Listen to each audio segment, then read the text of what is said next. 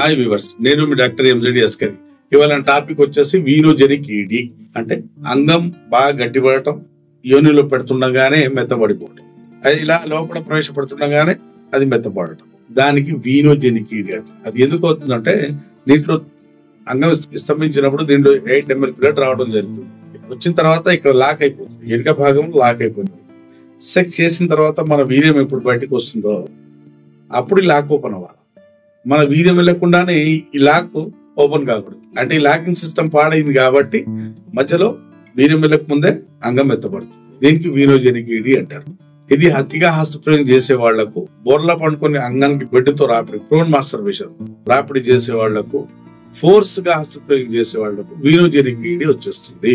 దీనికి positional ED కూడా అంటారు. ఏదో పొజిషన్ లో మనం నిలబడినప్పుడు, లేకుంటే పడుకొని సెక్స్ చేసినప్పుడు, కూర్చొని సెక్స్ చేసినప్పుడు అంగం మెత్తబడుతుంటుంది. దీనికి పొజిషనల్ ఎరెక్టైల్ డిస్ఫంక్షన్ అంటారు, లేదా న్యూరోజెనిక్ ఈడీ కూడా అంటారు. దీని కాజన్స్ ఏంటంటే అతిగా హస్తప్రయోగం, ఫోర్స్ గా హస్తప్రయోగం చేయడం, లేకుంటే ప్రోన్ మాస్టర్బేషన్, అలాగే బోర్లా పండుకుని అంగానికి బెడ్డుతో రాపిడి చేయడం, లేకుంటే కొందరికి టెస్టికల్స్ లో వెరికోసిల్ అనే సమస్య, అది కూడా కారణం వచ్చింది.